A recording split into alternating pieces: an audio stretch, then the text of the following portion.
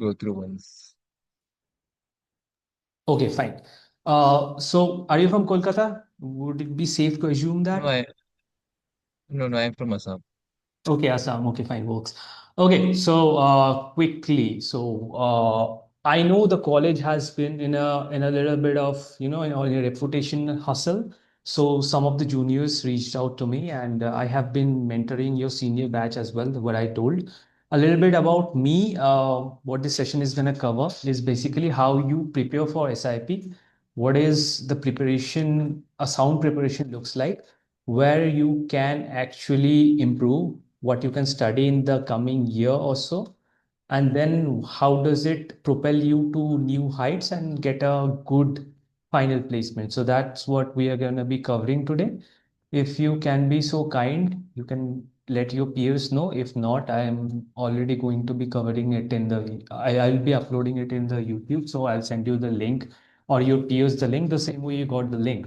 So without further ado, let's start this session.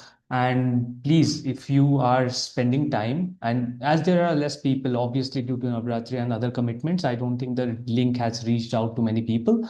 So make sure you counter question me of anything that you might be hesitant to ask any other seniors or super seniors. So use this opportunity to understand. So first, brief introduction about myself. I am Akash Roy, SIBM batch 2325. So recently graduated from your college, and worked, I have served my SIP at Big Basket, and then I have gathered my final placement at Deloitte as a functional consultant, and I have been working at Deloitte at present. So that's about me. I have done my specialization in marketing.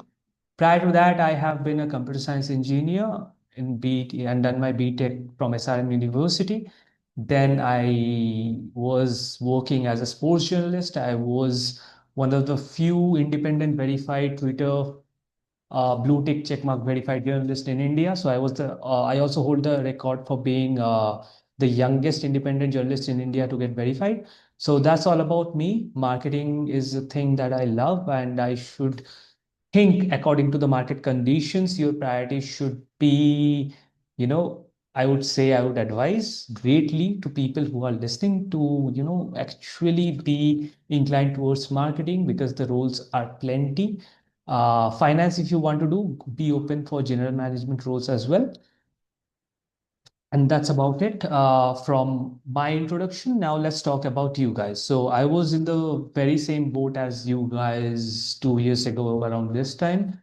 And I know it can be overwhelming at first because JPMC comes to your campus, takes a few at random, and it's a very randomized process. And you guys, the junior that reached out to me, we were having a conversation that all the big brands are going off. So what do we do? So she was feeling very underconfident. So we thought about having a conversation about this and guessing the practicality of things because you shouldn't be rushing into things. That's what I feel like. It's just September. It's too early to get SIPs. In my season of summer internship placements, I think I sat for three companies. JPMC was mandatory.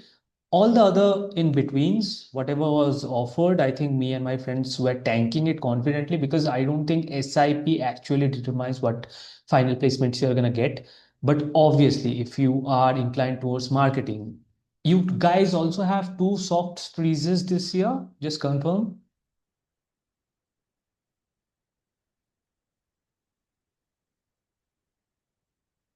Shan, can you Yeah, confirm yeah, for me? yes. So, what are your soft freezes? So I can take it as an example for the rest of the crowd who will be watching this. Ops and marketing. Ops and marketing, fantastic. So I always advise, like to your senior batch, I advise that always try to get, what are soft freezes essentially? It doesn't showcase that you are very much inclined towards one or the other stream. For some people, yeah, you might be inclined towards marketing. Ops is just a thing you have taken just because, to fill those two parameters of selecting two soft freezes. But this is a great time to be sure of exploring the other one, the lesser explored path, to get familiarized with ops role. I mean, if operation opportunities come, make sure you do that. Because in my batch, people filled finance and HRs and they went for HR roles. So nothing is sacrosanct in terms of SIP.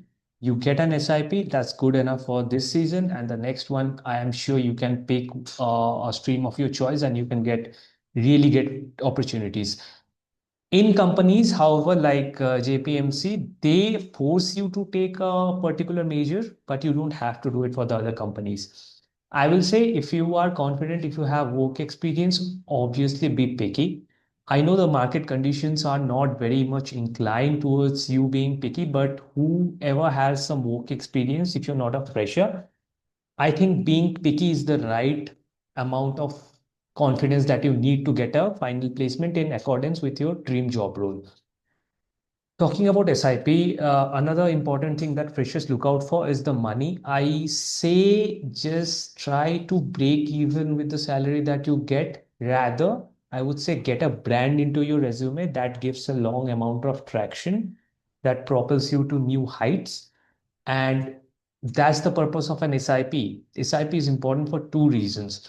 And the first reason is getting a brand into your resume in your portfolio so that you can leverage that for the second year. And the second part is in third semester, you are supposed to say, submit a report on what your SIP duties and the roles and responsibilities were. And when you do that, you essentially amount to 600 marks in terms of curriculum weightage. So it can be a enhancer for your academic records in MBA college. So that's the second important part of it. In our time, we were very picky. I would say we didn't even bother about getting an SIP till the new year started, which is essentially January. But yes, I have seen in your batch or amongst the juniors, even my juniors, your seniors, that they sweat a lot about SIPs. SIPs are not something that you should be overburdening yourself with, because if you have a temperamental mindset right now, then only you can survive the heat of the final placements. So one second, just I'm getting a text. Anyway, fine. Yeah, so that's about it. How do you prepare for those Okay, do you have any questions, Shayan or Vishesh? Hi, Vishesh. Haven't spoken to you. Really sorry. I do apologize, but yeah, was in the flow. So could you just fill me in? I mean, very serious students to join in Navratri. Happy Navratri to you both.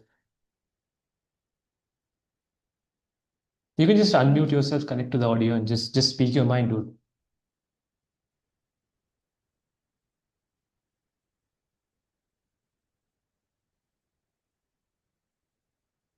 Shayan, you want to fill in for Vishesh? You have any questions? No, it's pretty good. It's like pretty good going till now. Fine, fine. So let's go ahead. So how do you prepare for SIPs? That's the most commonly asked questions. Now you have to prepare in accordance to your two soft freezes selected. Obviously, don't go out learning all four streams. You can't do business analytics if you have chosen a general MBA. I mean, that's the case for most of them. Uh, a good place to start would be learning what you are learning and using this AI tools, ChatGPT or generative AI tools, as a fundamental point to understand a concept. Like I don't know, it's pretty new for you guys, this MBA landscape. So I'm not going to overburden you with jargons. But at the same time, I would like to say you have certain topics that the interviewer actually expects you to know. Use some fundamental methodologies into your answers and give your own examples in that accord. So I would say a good place to start would be to learn something like Ansoff matrix, which I'm sure if you take marketing the second year, it will be a bread and butter for you. But it's good to know that beforehand so that you have some arsenal of your sleeve that you can use in these processes. I would give you some knowledge what happens technically in for the other companies, not JPMC. I'm not talking about JPMC because that's a very randomized process, and this will keep on happening. Don't demotivate yourself. Just a few and far between companies just comes and goes. Just not getting selected is completely fine. SIP your SIP meritocracy doesn't resonate or give you traction into the second year as such, obviously getting a brand name does. First and foremost thing you should be concerned yourself is getting your CV up to date. Now, CV mistakes are very critical mistakes for your entire batch, your senior batch, my batch as well. People in the second year did not have a right CV. They got into 30 interview processes, and I'm not exaggerating. My first year roommate got into 30 processes before he landed a job. And CV is one of the most detrimental factor that you can do. I mean, that's like a self harm. So what do you do? How do you prepare your CV? Well, have a structured flow. It can be short. People talk a lot about postcard CVs. I have seen postcard CVs do great under my mentorship, and that's not me exaggerating. But you should be confident of what you put in those spaces and how you use your verbiage to confirm a point or send a point across home. So, how do you do that? Pretty simple. First of all, you have to have a basic understanding of application tracking software, which is done by the HRs on the other side. So what are they looking for? So let's say I'll give an example of my company, Big Basket, which I did SIP for. So Big Basket came for category management roles. So they were looking for marketing heads. Like they wanted to pick brains of marketing people. So how the process was structured, they had a GD round, they had a PI round, which is fine. Most of the companies, 95% of the companies will have those two rounds. And how do you do those two rounds? So we're going to be talking in a bit. But first of all, getting your basics straight. So last year, somebody named Varun gave me a CV, which is who is again your senior, got into budget paints. Your senior gave me a CV, and his CV was all across the place because there was like how a CV should be structured. It wasn't like that. It wasn't at all good. And yeah, I ran his CV through me. So let's understand one by one what is an ATS, application tracking software. So tracking software is the thing that the HR does on the back end. So you send your CV to a company, the Placecom uploads it. So ATS software is generally sort out CVs based on keyword search. And you have to be very clever about keyword search. And how do you do that? Easy. You upload your current CV to ChatGPT or any other AI platform of your choosing. Talk to it, like give a prompt, think like an ATS software, and then start whatever you want to mention. So let's say Big Basket is coming to the campus. You say, think like an ATS software. Big Basket is coming for this and this role, for this and this division. This is the things they are looking for in a first year MBA students. What are the keywords, essential courses that their application tracking software must be looking while sorting out the CVs? So you get that, and obviously after 3 or 4 prompt searches and using 3 or 4 AI tools, you will get an idea of what your CV is lacking. Could be a digital marketing course, could be something like Excel, whatever the job is looking for that in that particular financial year.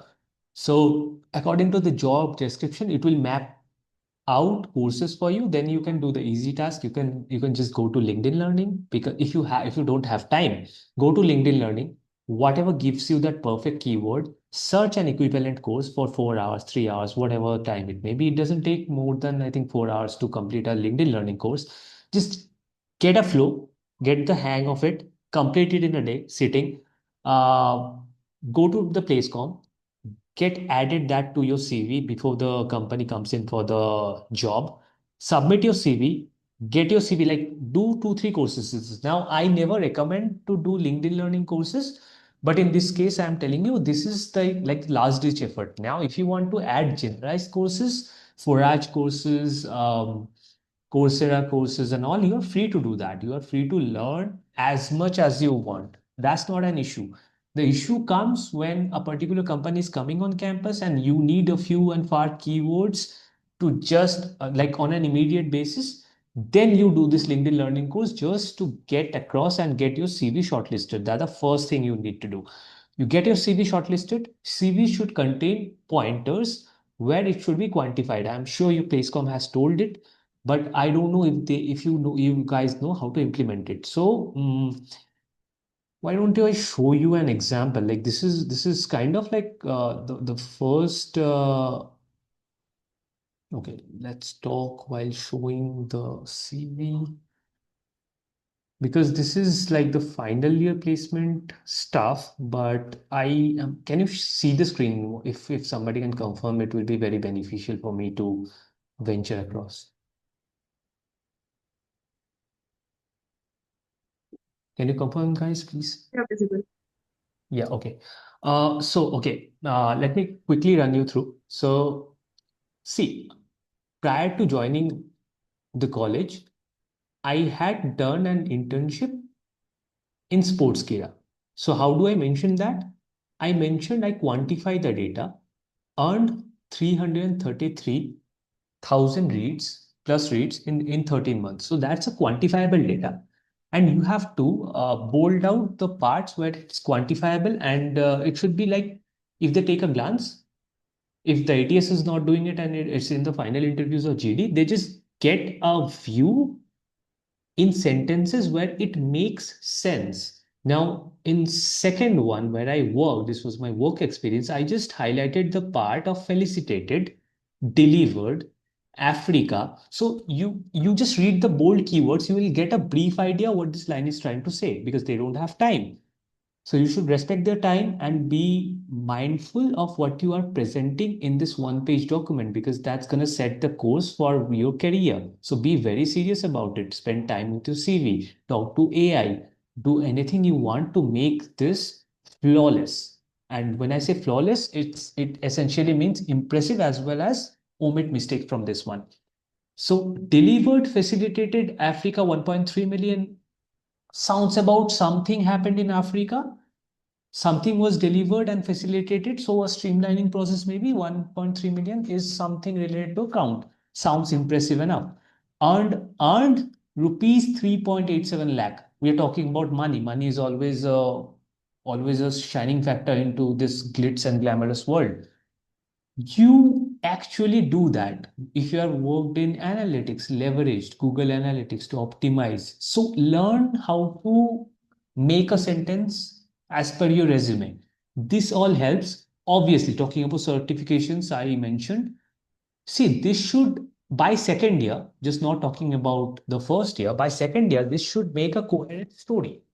This should be like why you did what you did. And also, another point, now here is a mistake that I did. You don't have to do it, which is all the courses are segregated into 2024. You have time. I did not have time. I omitted a lot of courses. I had over 20 courses. I had to pick and choose what made sense in my second year. That's why it looks like this. I had another 10 courses which couldn't be fitted into a one page CV. So be very mindful of that. And it always looks nice if you can put different years and divide them across equally. And whatever is not relevant, don't just put it here. For first year is fine. For second year, don't do it. Extracurricular activities. I am sure you can make a lot of extracurricular points into your second year, first year. Yes, if you have something that is with proof that has a certificate, obviously do it. Attained, words like attained, earned, awarded, participated, bold those. If you have a very fancy thing, like I have awarded a rare Twitter verification checkmark for sports journalism when 0.093 legacy verified accounts existed, make it more bolder, like highlight three pointers. Assisted at an NGO, just mark the NGO point and assisted. That's all. That's all you need to gauge a good CV. And that's how you solve the problem of the CV. So we are done in this part. We move on to the next part. Any question till now about CV? If not, then we move ahead.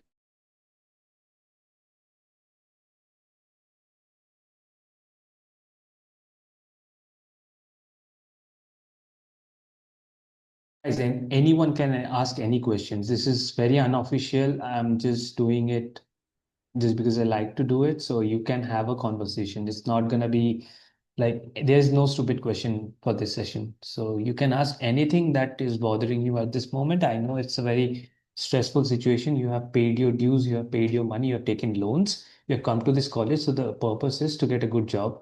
I understand that. Any question regarding first, second year, or any subjects you might be tampering with, just ask.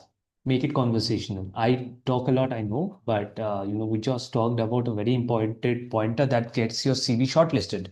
So before we venture on to the next one, rounds and GDs and PIs, can I get some feedback or some questions, something, anything that helps?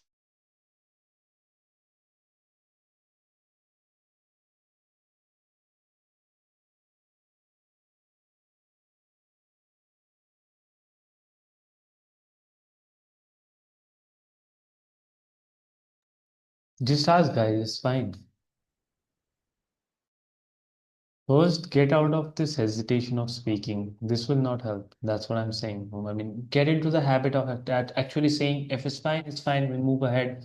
If it's not, just talk, just talk. It's fine. I'm not telling you to turn on your cameras. It's fine.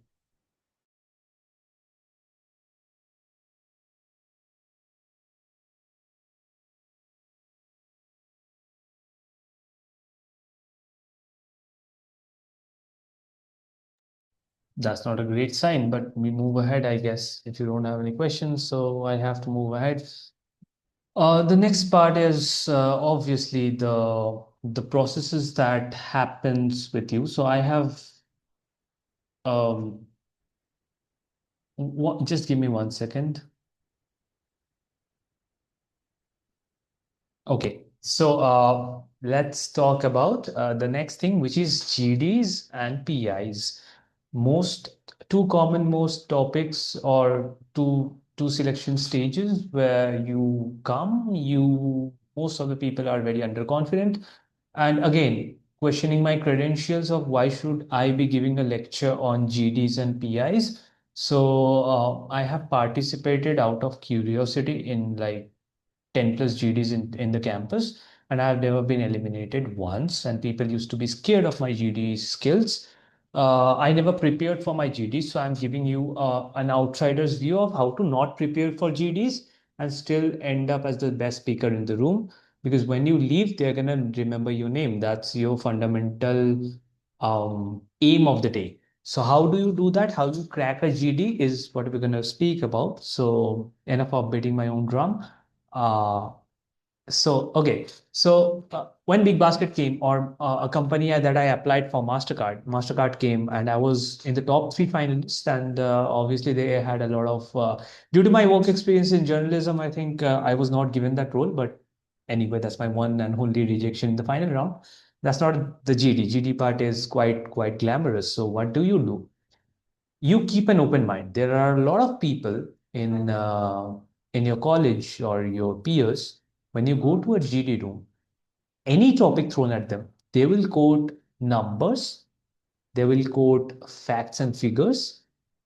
If it's done online, obviously they're gonna chat GPT it and they're gonna throw in more numbers. Like a survey according to a survey from 2021 says this and that. And trust me, guys, that that kills the interviewer's interest. Like, that is not a nice thing to do. That is very bad. Don't state facts and figures. Don't do it. Just don't.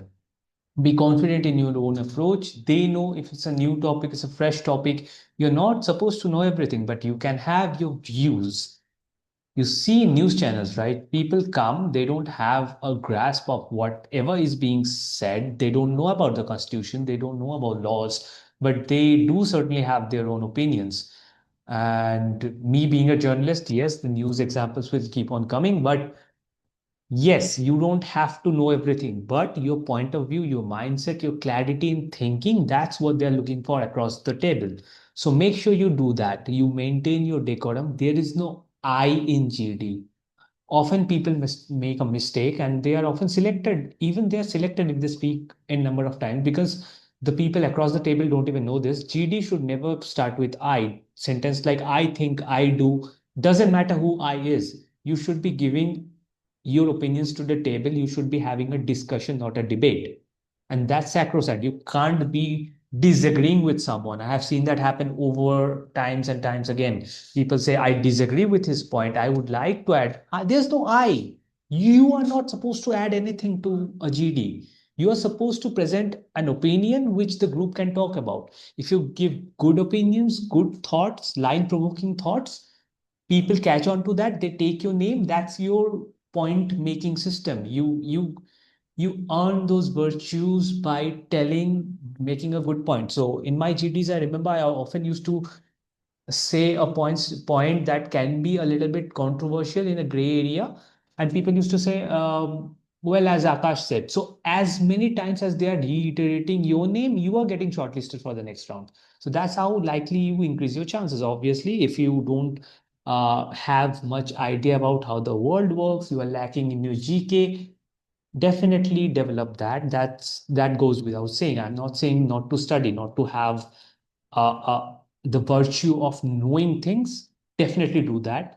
If you can bring across a unique example to the conversation, unrelated unique example that fits, that makes a connection in your brain, do that. That's a good sign. Interviewers are like dozing off and they see this point coming across the room and they say, who said that and what's the rationale behind it? If you can explain and justify it, you're good to go. Speaking twice in a GD of 10 minutes is very good. Speaking thrice, if you have great pointers for 3 time entries, great. If you don't push it. 2 times is fine. I have gotten selected many number of times against strong speakers with 2 points, just 2 entries, and just the conclusion that are mandatory for all of you. The third part, that's how you get selected in GD. Some companies have a different round of selection. They give you case studies or they have a conversation with you. So always speak your mind, understand it, take your time. Don't rush into things. Don't jump to conclusions. Nobody is asking you to, jump the gun. Don't do that. Wait, take your time, make sure you understand something out of those case studies to present some solutions. Map out, think. That's a fundamental thing before GD. Write it down, pen it down, take your time. Don't be the first entrant if you don't have a strong point, because you are guiding the people across that GD room. If it goes into a bad situation, bad conversation, you are the one to be blamed. So don't start first, start early, end. Don't let anyone speak. Don't do that. Don't be a weirdo, I guess. Third thing is about PIs. Never worked out for me, but this is the advice I give. So PI is your life. You should have the control. You are the narrator of your own story. Don't get nervous if they ask you anything from your life, because again, whatever is not on your resume, you can always tweak stories and make up stories. In terms of your seniors, for 16 of them, I think I have prepared unique stories for each of them, catered to their own lives. So that makes their introduction. So, hi, my name is this and that. What do you say after that? It's not catching, it's not glimmery, it's not glitzy. Your name, your school, your BTech, they don't care about all those things. They care about you as a person, what makes you interesting. Everyone should be a marketer for the game, for that introduction alone. Make a glitz and glamorous kind of an introduction, because that's your conversation starter. And when you have spoken about three, four different things that you like to do, you are proficient in your experiences in life, what have you gathered, there's no time on that, guys. 2 minutes for self introduction is a fine parameter that I have tried all across the board. I had a lot to speak. You guys will have a lot to speak because life is long. So make sure you use that time. Make sure you talk interesting things about yourself, and make sure that you send the point across home so that you can control a percentage of that interview the way you want it. If you are not confident about your undergrad, like I wasn't, because I started working as a journalist, I was not too proficient in computer science engineering anymore. So I used to start with a line that, okay, fine, I did my undergrad BTech from SRM University in computer science engineering, but I am very rusty, so don't quiz me on coding. And I used to do that with a smile, so they instantly understand, okay, this guy is trying to be funny, this guy doesn't want to speak about his undergrad, he has done a different course. I am setting that point, I am establishing in his mind that I don't want to speak about computer science or coding. And that never came across as a detrimental thing for me. You do that, you talk, you prepare your answers, you write them down. Every company comes, learn a little bit about the company, check the news, what the company is doing, turn any negative things or anything that's happening in an industry in a negative light, turn it into a solution oriented approach. Find solutions for it and say, okay, I have noticed, let's say for Big Basket, I have noticed your market share is down from 40% to 4%. I think you guys stalled on the app complexity with Tata New. So I think that was a bad move. I think GeoMart did a better job. You say things like those, that doesn't make you sound like a rascal. It does give you a solution oriented approach. So which is great for anybody looking for an internship, I guess. You do that, and I think you are good to go in the SIP season. I have a YouTube video on my channel of how to leverage this SIP experience and get into good, promising roles in the future. I'll make sure I send it across. So tell whoever sent you this link to reach out to me for those videos as well next year, not this year. You don't need it right now. You needed just a CV assurance, how to do in GDs, how to do in PIs. Make sure you write down those answers. If you are not good in speaking, start speaking in college, speak more.